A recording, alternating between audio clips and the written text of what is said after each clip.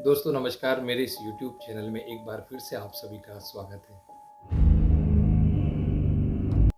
आपको जो मैंने पहला वीडियो जो डाला था कच्चा कलवा का, वो काफ़ी लोगों का उसमें प्यार मिला और काफ़ी लोगों ने मुझसे पूछा भी कि ये होता क्या है। तो दोस्तों मुझे भी इसकी कोई ख़ास जानकारी थी नहीं, मैंने भी वो वीडियो ऐसे ही बना दिया था। फिर मैंने थोड़ी-सी रिसर्च की, तो जो मुझे पता चला वो आज मैं आपके साथ में शेयर कर रहा हूँ। आशा है आप लोगों को अच्छा लगेगा।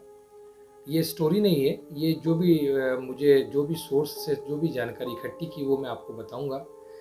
एक्चुअली जो छोटे बच्चे होते हैं जिनकी मृत्यु हो जाती है बहुत ही कम समय में, मान लीजिए 1-2 दिन का बच्चा है या 8-9 साल की उम्र के बीच में अगर किसी भी कारणवश उनकी मृत्यु हो जाती है, तो दोस्तों उनका दाह संस्कार नहीं किया जाता, उन्हें दफनाया जाता है। यदि उनका जो भी दफनाने का जो भी प्रोसीजर है, उसमें जो भी क्रियाक्रम, जो भी पूजा पाठ अगर विधिवत नहीं की जाती, तो उनकी आत्मा की मुक्ति नहीं होती है और उनकी आत्मा वहीं जहाँ उन्हें दफनाया जाता है उसके आसपास ही भटकती है। तो होता क्या है कि जो तंत्र मंत्र साधना वाले जो अघोरी या तांत्रिक होते हैं, वो उनकी आत्मा को अपने काबू में कर लेते हैं और उनकी आत्मा का जो जो उपयोग होता है वो अपने कार्य सिद्धि के लिए करते हैं।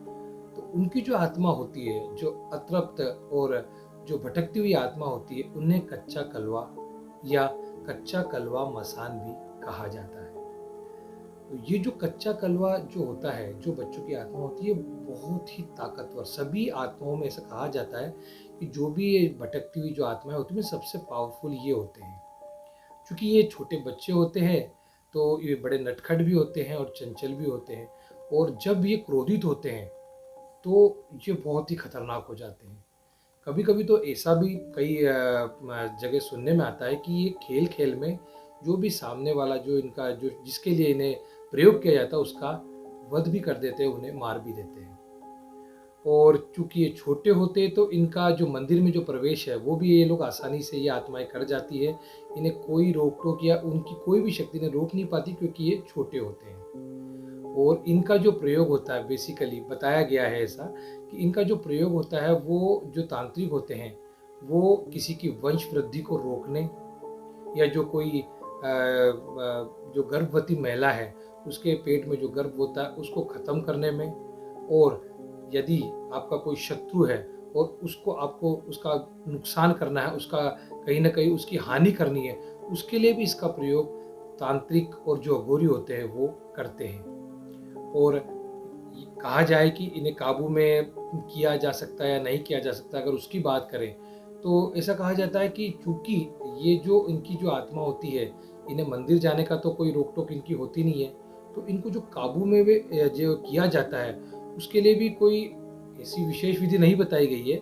लेकिन ये आत्माएं होती है, ये बहुत ही खतरनाक होती है और इनको काबू करना भी इतना आसान नहीं होता, क्योंकि ये बहुत चंचल होते हैं, छोटे होते हैं, और कई मामलों में तो ये बहुत ही खतरनाक हो जाते हैं अगर इन्हें गुस्सा आ जाता है या ये क्रोधित हो जाते हैं। तो ऐसा कहा गया है कि इनको काबू में करने के लिए अगर जब हवन पूजा पाठ बहुत ही अच्छी तरीके से की जाए तभी इनको काबू में किया जा सकता है, नहीं तो इनको काबू करना भी बहुत मुश्किल होता है।